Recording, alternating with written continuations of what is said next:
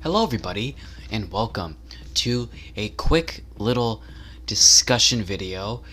As of about 10 minutes ago or so, the Toronto Raptors had the 4th overall pick and had selected Scottie Barnes from Florida State University.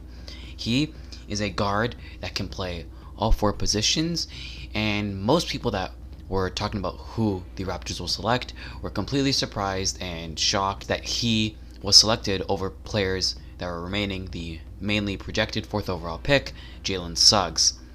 Jalen Suggs was then picked up by Orlando one pick later and was a consensus 4th overall pick as he helped Gonzaga, the best team in the West Coast Conference, helped them make it to the March Madness final with a basically half-court game-winning three to send them there. He scored 14 points per game in that 2020-2021 season, had 5 rebounds, 4.5 assists, basically 5 assists, and shot 50% on the field.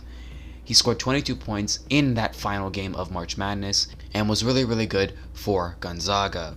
He was expected to be 4th overall as he was a good fit to replace Kyle Lowry and was perfect for the Raptors as he was able to also complement VanVleet and basically make a duo that was similar to Lowry and VanVleet, and it would work the same way and be very, very productive. The reason why was that they, with Kyle Lowry being a free agent and being able to sign with another team in a week, they had that open spot. And instead of them selecting Jalen Suggs, who would be that point guard for them, they select Scottie Barnes. He's a guard who can play point guard, shooting guard, small forward, and power forward. He is a guy who is lanky and tall, and he is a guy that can defend every single position, as the analysts said when they were talking about him. He is 6'8" and huge and could be very, very good for this team if he is developed properly. His only problems are that he is unable to shoot, although the Raptors have been able to develop players that can shoot, such as Siakam and OG Anunoby. So this team is able to develop shooters. You're probably wondering, why in the world would they pick this guy over a guy that's significantly better and just right there available for you in Jalen Suggs? They may have thought that, this Scottie Barnes player may have a better future down the road and could be better in 2 to 3, 4 years down the line than Jalen Suggs. Jalen Suggs was averaging almost 14 points per game, as I said, and Scottie Barnes was averaging 10 points per game, 4 assists and 4 rebounds as a guard. So that isn't terrible, and compared to what Jalen Suggs had better numbers, and he was on a better team, as Florida State was second in the Atlantic Coast Conference, although Gonzaga was first in the West Coast Conference.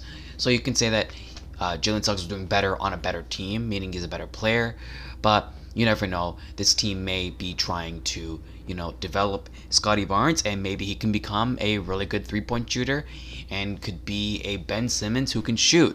The only problem is that he could be a Ben Simmons, similar to how the Philadelphia 76ers had him, where he can't shoot at all and is basically just going to be taking up space in the paint at all times, or only is able to do what Giannis can do basically, or Ben Simmons, and drive to the rack and score there, or be able to play make and pass it out, as similar to Ben Simmons. I compared him to Ben Simmons as he basically has the exact same play style as him and can do exactly what he does.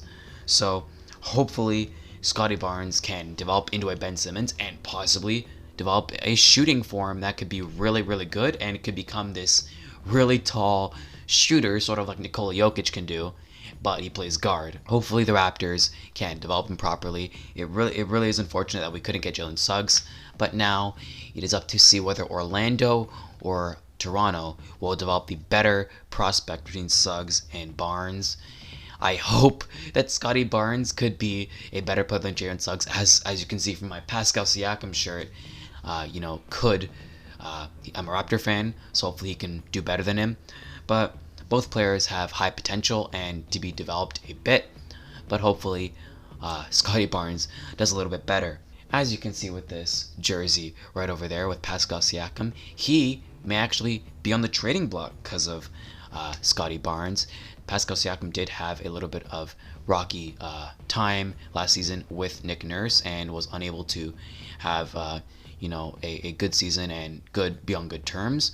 Although they did patch it up a bit. There was still a little bit of rocky issues that were there, and this may put him on the trading block as he was on the trading block for the Raptors over the last few weeks. Hopefully, Scottie Barnes can be that player that Toronto needs and can either replace Pascal if he leaves or replace Kyle Lowry when he leaves. So either way, hopefully he can be that player that can help this team and make them just a little bit better. And maybe Malachi Flynn is that guy that can replace Kyle Lowry now. If they can put him into that role of that first point guard, that starting point guard, he can be really good for them.